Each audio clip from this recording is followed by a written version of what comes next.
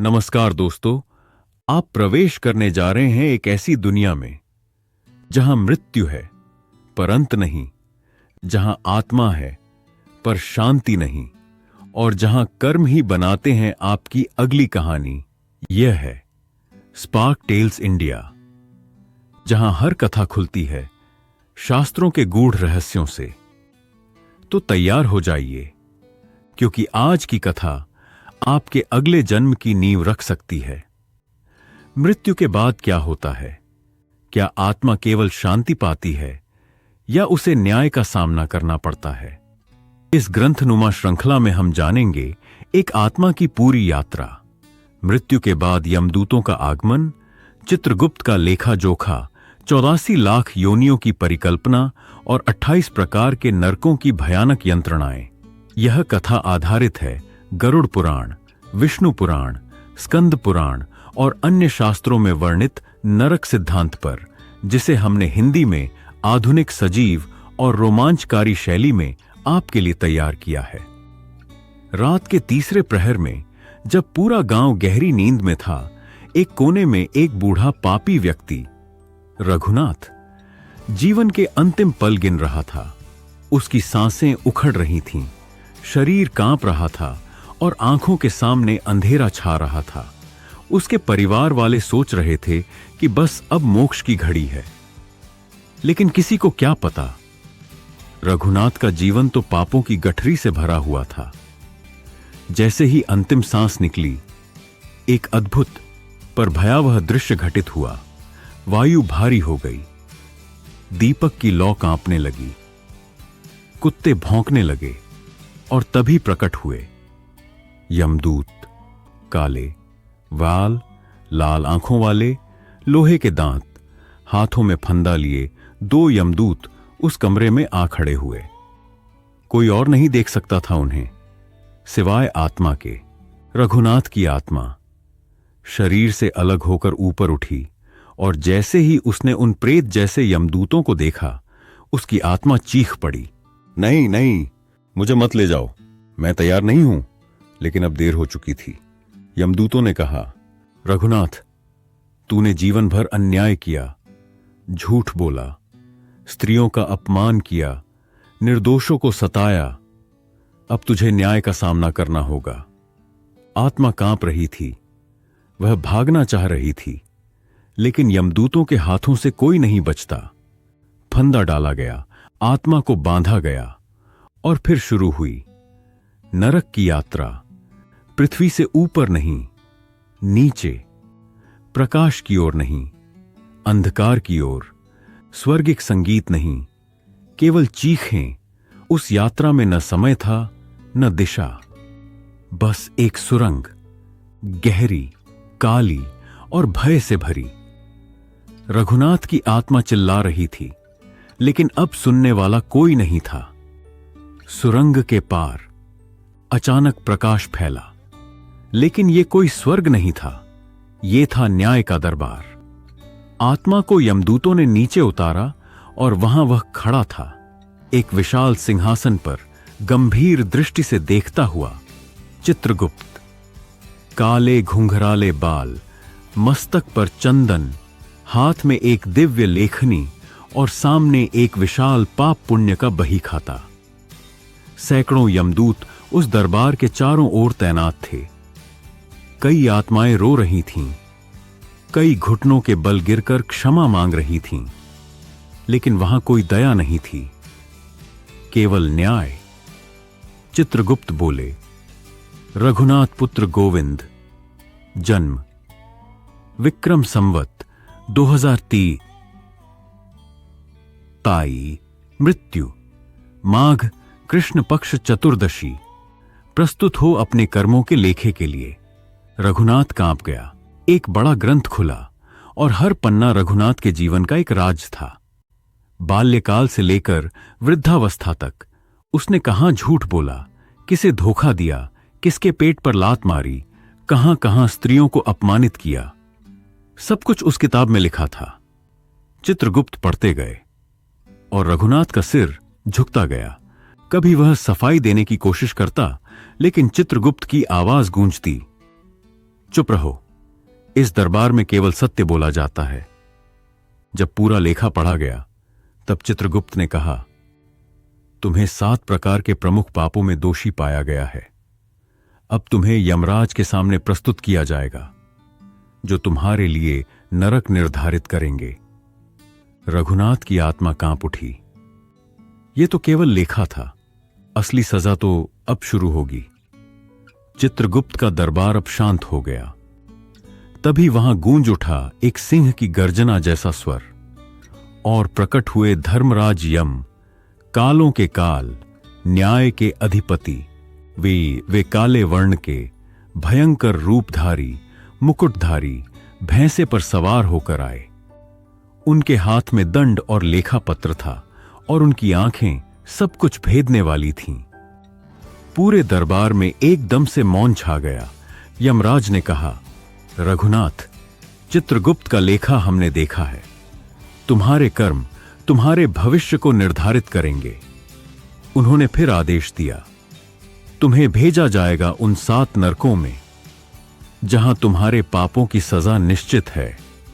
पहला नरक तामिस्र, जहां झूठ बोलने वाले और विश्वासघात करने वालों को आग में तपाया जाता है। दूसरा अंधतमिस्र, जहां पत्नी या पति को धोखा देने वालों को अंधेरे में बंध कर भूखा प्यासा छोड़ा जाता है। तीसरा रौरव, निर्दोषों को सताने वालों को यहां लोहे के कांटों पर गिराया जाता है। चौथा महारौरव, जिन्होंने धर्म का मजाक उड़ाया, उन्हें यहां सांपों से डसवाया जाता है। पांचवां कुंभीपाक, मांसाहारी और शराबियों को उबलते तेल में डाला जाता है। छठा कालसूत्र, जहां निर्दयी और क्रूर लोगों को लोहे की गर्म छड़ों से दंडित किया जाता है। सातवां असीपत्रवन, स्त्री अपमान करने वालों को यहां तलवार जैसे पत्तों के जंगल में दौड़ाया जाता है। यमराज बोले, तुम्हारे कर्मों के अनुसार तुम्हें हरेक नरक में समयानुसार दंड भोगना होगा। जब तक आत्मा शुद्ध न हो जाए, वह पुनर्जन्म योग्य नहीं होती। रघुनाथ की आत्मा कांप गई। रघुनाथ की आत्मा अब यमदूतों के हाथों बंधी नरक की ओर बढ़ रही थी। पहला पड़ाव था तामिस्र नरक। यह स्थान पूर्ण अंधकार से भरा था। यहां न सूर्य था, न चंद्रमा, न तारे, केवल स्याह, गाढ़ा, भारी अंधकार, जिसमें आत्मा की चीख तक खो जाती थी। चारों ओर गरजती आवाजें थीं, हवा में आग की गंध थी, और उस नरक की भूमि लोहे की थी जो जल रही थी। यमदूतों ने रघुनाथ को एक स्तंभ से बांध दिया। फिर प्रकट हुए नरक के दंडाधिकारी। उन्होंने कहा, रघुनाथ, तूने जीवन भर झूठ बोला। मां बाप से, पत्नी से, सहायकन पाज से, धर्म से। अब वही झूठ तुझे भस्म करेगा। और फिर आरंभ हुआ झूठ की सजा। रघुनाथ के मुंह में तपता हुआ लोहा डाला गया, क्योंकि झूठ इसी मुंह से निकला था। हर बार जब वह चिल्लाता, उसकी जुबान पर जलते हुए लोहे की सुइयां चुभाई जाती। उसकी आत्मा तड़प रही थी। वह क्षमा मांगता, लेकिन वहां कोई दया नहीं थी। हर बार जब उसने जीवन में झूठ बोला था, उसे वहां दोहराया जाता। उसे बार बार वो दृश्य दिखाए गए जहां उसके झूठ के कारण किसी का घर टूटा, किसी का जीवन बर्बाद हुआ। आंखों से आंसू बह रहे थे, लेकिन वे आग में बदल रहे थे। तामिस्र नरक केवल शरीर को नहीं, आत्मा को भी जलाता है। समय नहीं चलता वहां। एक पल 100 वर्षों जैसा लगता है। अंत में जब आत्मा थक कर चुप हो गई, दंडाधिकारी बोले, अब यह अगली सजा के लिए तैयार है। इसे ले जाओ अंधतमिस्र नरक में। तामिस्र की जलती रातों से गुजरने के बाद रघुनाथ की आत्मा को ले जाया गया, और वहां सामने था एक और गहरा और भी भयानक नरक, अंधतमिस्र। यहां कोई दृश्य नहीं था, केवल अंधकार, इतना गाढ़ा कि आत्मा अपनी ही चीख नहीं सुन पाती। रघुनाथ अब एक गुफा जैसी जगह में था। वहां चारों तरफ से काले भूत जैसे प्राणी उसे घेर चुके थे। ये थे धोखे के रक्षक, जो उन आत्माओं पर अत्याचार करते हैं जिन्होंने अपने जीवन में किसी को धोखा दिया हो, उनका पहला शब्द था, तू अपने वचन से, अपने प्रेम से, अपने रिश्तों से सबको छलता रहा है। अब देख, कैसा लगता है जब तुझे कोई देख ना सके, न तुझ पर कोई विश्वास करे और न तुझे कोई सुने। रघुनाथ की आत्मा को एक अकेली कोठरी में बंद कर दिया गया, पूरी तरह अंधेरे में। फिर वहां आने लगी आवाजें उसकी पत्नी की, जिसने उसे हमेशा सच्चा माना था, उसके दोस्त की, जिसे उसने पीठ पीछे धोखा दिया था, और उसके गुरु की, जिसे उसने कभी भी आदर नहीं दिया था। हर आवाज एक कांटे की तरह उसकी आत्मा में चुभ रही थी। फिर आरंभ हुई सुनने की यातना। उसे वह सब सुनना पड़ा जो जीवन में उसने सुनने से मना किया था। सच्चाई, भावनाएं, करुणा। हर बार जब वह जवाब देना चाहता, उसकी आवाज गायब हो जाती। फिर उस पर बांध डाले गए जलते हुए विश्वासघात के धागे। हर धागा उसकी आत्मा को और कसता गया। अंत में वह चिल्लाया, मैंने गलती की, मुझे क्षमा करो। लेकिन क्षमा वहां नहीं मिलती। वह केवल वहां मिलती है जहां मनुष्य जीवित हो। नरक में केवल दंड होता है। जब दंडाधिकारी ने देखा कि उसकी चेतना टूटी नहीं, तब आदेश हुआ, अब इसे रौरव नरक भेजो, जहां निर्दोषों पर अत्याचार करने का दंड इसे मिलेगा। अब रघुनाथ की आत्मा को भेजा गया था नरकों के सबसे क्रूर स्थानों में से एक, रौरव। यह वह नरक था जहां उन आत्माओं को ले जाया जाता है जिन्होंने निर्दोषों को सताया हो, जिन्हें अपनी शक्ति का अहंकार था और जिन्होंने दया को कभी स्थान नहीं दिया। जैसे ही रघुनाथ की आत्मा रौरव में पहुंची, चारों ओर से भयानक चीखें सुनाई दीं। ये चीखें किसी एक की नहीं थीं, ये थीं हजारों आत्माओं की जो वहां अपनी सजा भुगत रही थीं। चारों ओर फैली थीं लावा जैसी जमीन, जिसमें अंगारे उठ रहे थे और वहां विचरण कर रहे थे लोहे के भालों से सुसज्जित दंडाधिकारी। रघुनाथ को जमीन पर घसीटते हुए लाया गया और सामने रखा गया एक बड़ा दर्पण। उसमें दिखाया गया उसका अतीत, वह किसान जिसके खेत हड़प लिए गए थे, वह बच्चा जिसे उसकी लालच के कारण स्कूल से निकालना पड़ा, वह बूढ़ी औरत जिसे उसने बिना वजह घर से निकलवाया था। हर दृश्य एक बार था उसकी आत्मा पर। फिर शुरू हुई सजा। उसके शरीर पर लोहे के कांटे चुभाए गए। हर बार जब उसने किसी निर्दोष को दुख दिया था, एक कांटा शरीर में धंसा। फिर उसे जलते हुए अंगारों पर लिटाया गया। उसकी आत्मा तड़प रही थी, उसकी चीखें गूंज रही थीं, और सबसे अंत में उसे उन आत्माओं के सामने लाया गया जिन्हें उसने सताया था। वे अब उसके सामने खड़ी थीं दिव्य रूप में, और उसकी आत्मा से कहा गया, क्षमा नहीं मांग सकते अब, क्योंकि जब समय था तब तूने किया नहीं। रघुनाथ अब टूटा हुआ था। आत्मा बेहोश होने लगी। लेकिन नरक में बेहोशी नहीं आती। हर पीड़ा पूरी चेतना में झेली जाती है। जब उसकी आत्मा की चेतना अंतिम छोर पर पहुंच गई, आदेश हुआ, अब इसे महारौरव नरक भेजो, जहां धर्म के अपमान की सजा दी जाती है। अब रघुनाथ की आत्मा को धकेला गया एक और अधिक भयावह नरक की ओर। उसका नाम था महारौरव। यह वह स्थान है जहां वे आत्माएं भेजी जाती हैं जिन्होंने धर्म, शास्त्र, गुरु, आस्था और देवी देवताओं का अपमान किया हो, या जिन्होंने धर्म के नाम पर अधर्म किया हो। रघुनाथ की आत्मा अब एक ऐसे वन में थी जहां पेड़ नहीं थे, बल्कि कांटे थे। लेकिन ये साधारण कांटे नहीं थे, ये थे अग्निसर्प। हर टहनी में सांप लिपटे हुए थे, जो आत्मा के भीतर पाप की गंध को पहचान लेते थे। जैसे ही रघुनाथ ने पहला कदम बढ़ाया, दर्जनों सर्प उस पर टूट पड़े। उनकी आंखों से आग निकल रही थी और उनकी जीभें जलती हुई लोहे की रस्सियों जैसी थीं। एक एक कर उन्होंने रघुनाथ की आत्मा के ऊपर लिपटना शुरू किया। सांप उसके शरीर पर नहीं, आत्मा की चेतना पर वार कर रहे थे। रघुनाथ चिल्लाया, मैंने केवल शब्दों में मजाक किया था, मैंने सोचकर अपमान नहीं किया था। लेकिन महारौरव में सोच और शब्द ही सजा के सबसे बड़े कारण होते हैं।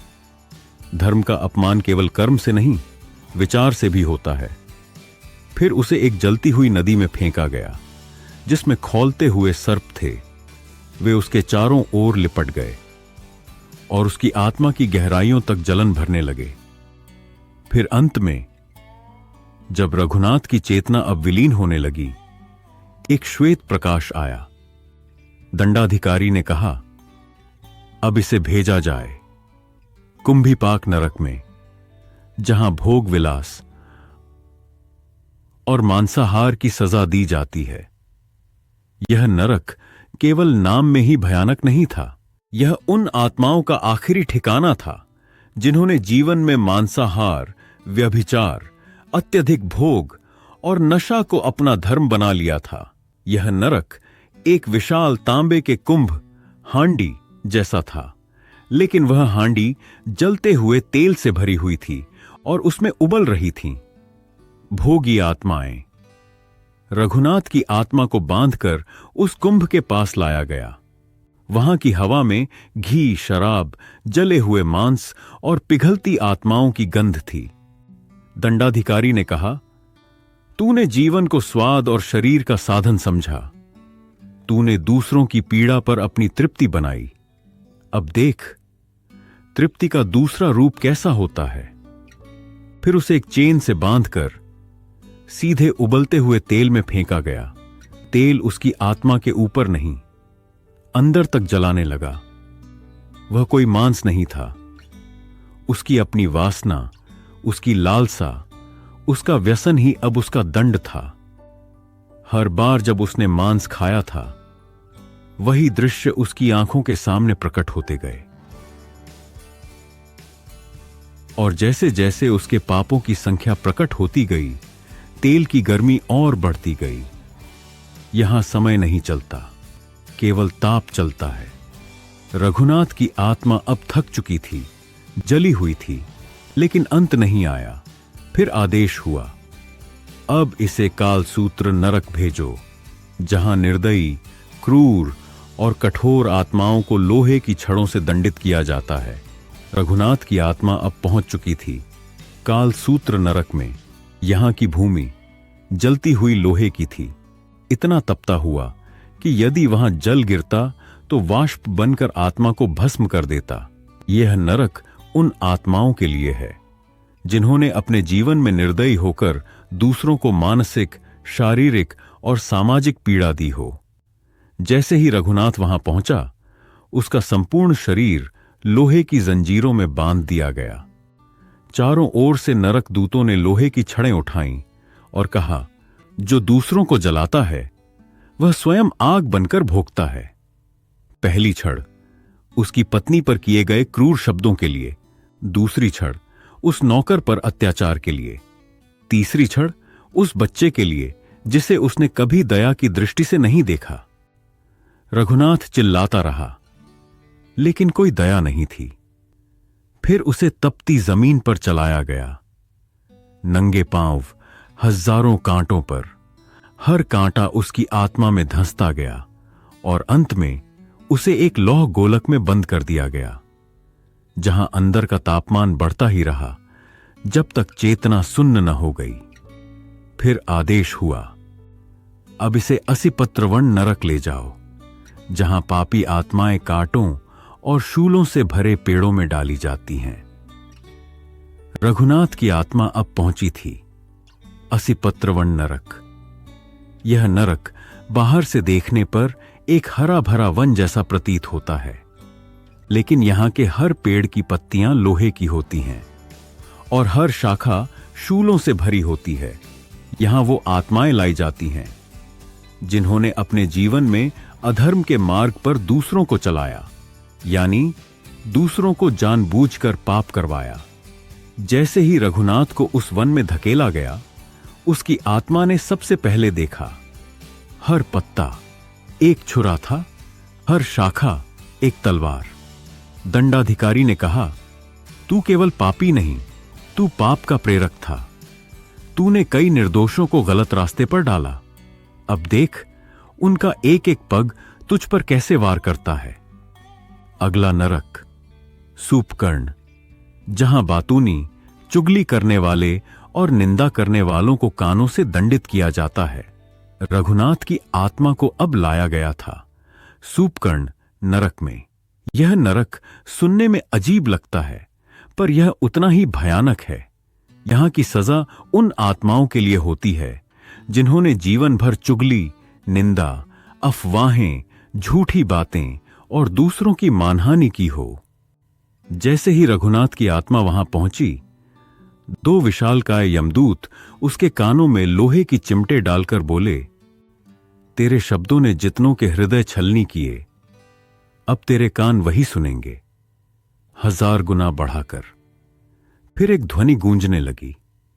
वह आवाज किसी और की नहीं थी, बल्कि स्वयं रघुनाथ की थी। वह आवाज जब उसने किसी स्त्री का अपमान किया था, जब उसने किसी ब्राह्मण का मजाक उड़ाया था, जब उसने किसी मित्र को पीठ पीछे गालियां दी थीं। हर शब्द अब बाण बनकर उसके कानों में प्रवेश कर रहे थे। उसकी आत्मा चिल्लाई, अब बस करो, मैं सुन नहीं सकता। लेकिन वहां कोई दया नहीं थी। सूपकर्ण में वाणी का हर पाप श्रवण से ही जलाया जाता है। फिर उसके कानों में गरम तेल डाला गया और वह हर झूठी बात जलने लगी, जैसे स्वयं सत्य आकर पाप को धो रहा हो। फिर उसे एक ऐसे पहाड़ की तलहटी में बांध दिया गया जहां हर झूठ एक गूंज की तरह वापस आता रहा। गूंज, गूंज, गूंज। जब उसकी आत्मा थककर मूर्छित होने लगी, तब आदेश आया, अभी नहीं, अगला नरक सर्प सत्र है, जहां तू उनके बीच जाएगा जिनका विष तेरे भीतर था। अब रघुनाथ की आत्मा लाई गई सर्प सत्र नरक में। यह नरक न अग्नि का था, न अंधकार का। यह था विष का नरक। यह दंड था उन आत्माओं को जिन्होंने जीवन में दूसरों के मन में विष घोला, द्वेष फैलाया, भाई को भाई से लड़वाया और मुस्कुराते हुए पीठ में छुरा घोंपा। रघुनाथ अब बिल्कुल अकेला था। उसके चारों ओर नागों का चक्र था। दंडाधिकारी बोले, जिन्होंने मनुष्यों के हृदय में जहर बोया, अब वे स्वयं जहर से पीड़ित होंगे। और तभी पहला नाग उसके पास आया और अपनी तीक्ष्ण विषदंत आत्मा के गले में गड़ा दिए। उसके भीतर जैसे विष की ज्वाला दौड़ पड़ी। न वह जलता था, न मरता था, बस सड़ता जाता था। रघुनाथ की आत्मा अब गूंजने लगी, चीखने लगी, लेकिन उसे खुद अपनी आवाज नहीं सुनाई देती थी। फिर नागों ने उसके चारों ओर मंडल बनाया और एक सर्प मंत्र गूंजा, यह मन्यते दोषं अन्यत्र स एव विषग्रस्तो भवति। उसके बाद सर्पों ने उसे बार बार डंसा और हर डंक के साथ उसकी आत्मा से वह विष निकलता जो उसने दूसरों में भरा था। वह गिरा पड़ा था, कांपता हुआ, और हर सांस एक जहर बनी हुई।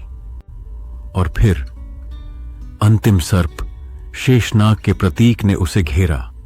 अब इसे संघाती नरक ले जाओ, जहां पापों का शेष भार आत्मा पर रखा जाता है अंतिम लेखा से पहले। अब रघुनाथ की आत्मा पहुंची थी संघाती नरक में। यह कोई दंड देने का स्थान नहीं था, बल्कि दर्पण था।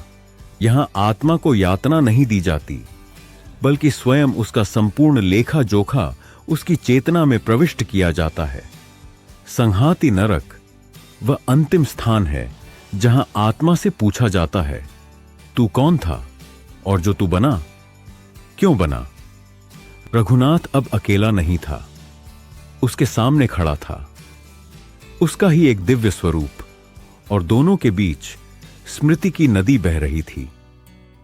हर निर्णय जो रघुनाथ ने जीवन में लिया था, हर विकल्प जहां वह सही जा सकता था, लेकिन गलत गया।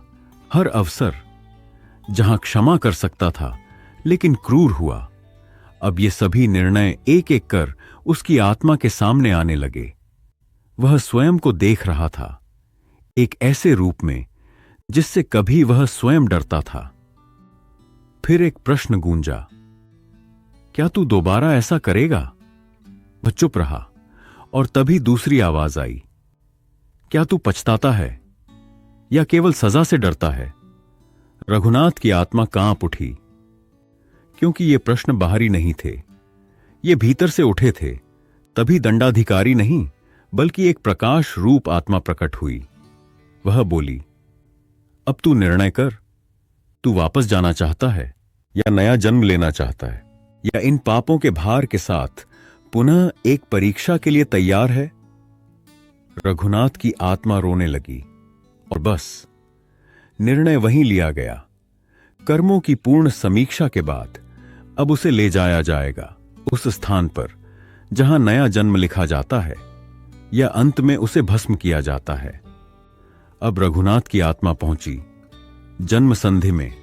यह न नरक था न स्वर्ग, यह था मध्यलोक, जहां आत्मा को उसके अगले जन्म की संभावना, दिशा और गति का ज्ञान कराया जाता है। उसके सामने प्रकट हुए 3 मार्ग। मुक्ति का मार्ग, अगर उसने पश्चाताप से आत्मा शुद्ध कर ली होती। पुनर्जन्म का मार्ग, जहां उसे अगले जीवन में सीखने का अवसर दिया जाता। भस्मता का मार्ग, जहां आत्मा को कुछ समय के लिए पुनरावृत्ति से हटाकर मौन में विश्राम दिया जाता, एक अस्थायी नींद के रूप में। रघुनाथ के भीतर अभी भी ग्लानि थी, लेकिन साथ ही एक जागृति भी थी। चित्रगुप्त ने उसे उसका पुनर्जन्म प्रस्ताव सुनाया। तुझे मिलेगा मानव जीवन, लेकिन निर्धनता के साथ, और तू जन्मेगा उसी नगर में जहां तूने अन्याय किया था। वहां तुझे सिखाया जाएगा विनम्रता का धर्म। रघुनाथ की आत्मा ने मौन में सहमति दी। तभी उसे एक दिव्य जल में स्नान कराया गया, जिससे पूर्व जन्म की स्मृतियां हट जाएं, और अब उसके लिए पुनर्जन्म का द्वार खुला। अब वह क्षण आ चुका था जब रघुनाथ की आत्मा को नया शरीर मिलने वाला था। पृथ्वी पर एक स्त्री प्रसव वेदना से गुजर रही थी, और उसी क्षण जन्म लिया एक बालक ने। उसकी पहली सांस आत्मा की वापसी थी। रघुनाथ की आत्मा अब एक नवजात शरीर में प्रवेश कर चुकी थी, लेकिन यह प्रवेश एकदम सरल नहीं था। पुनर्जन्म की इस प्रक्रिया में आत्मा को अपने पूर्व जन्म की सारी स्मृतियां भूलनी पड़ती हैं। उसे शून्यता से गुजरकर समय में बंधना पड़ता है, और पहली सांस लेते ही वह कर्मों की दुनिया में फिर से बंध जाता है। बालक के रोने की पहली आवाज आत्मा की पीड़ा और राहत दोनों का मिश्रण थी। लेकिन यह जन्म अब पहले जैसा नहीं था। अब वह निर्धन था, एक मजदूर परिवार में जन्मा, लेकिन आंखों में अद्भुत चमक थी, जैसे कोई साधना छुपी हो। रघुनाथ अब भूल चुका था कि वह कौन था, लेकिन उसकी आत्मा जानती थी। अब जीवन केवल भोग नहीं, सेवा और तप है। पहली बार उसने मां का चेहरा देखा और उसकी आत्मा में कंपन हुआ। वह वही स्त्री थी जिसे उसने एक बार अपमानित किया था। अब वह उसकी जननी थी। कर्म चक्र अब पूर्ण गति से सक्रिय हो चुका था, और यहीं पूरी होती है एक आत्मा की नरक से जन्म तक की यात्रा। हमने देखा कैसे हर फम, हर संकल्प और हर पश्चाताप एक लंबी यात्रा का कारण बनता है, जिसमें आत्मा जलती है, सीखती है, पछताती है और अंततः फिर जन्म लेती है। यह केवल एक व्यक्ति की कहानी नहीं थी, यह हम सब की कहानी है, जो हर कर्म से अपने अगले जीवन की नींव रखते हैं। धन्यवाद कि आपने स्पार्क टेल्स इंडिया के साथ इस आध्यात्मिक यात्रा में साथ दिया। अगर यह कथा आपको छू गई हो, कृपया लाइक करें, शेयर करें और चैनल को सब्सक्राइब जरूर करें।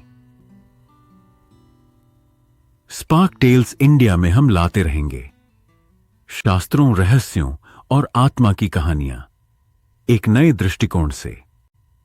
मिलते हैं अगली श्रृंखला में एक नई कथा, एक नई आत्मा के साथ।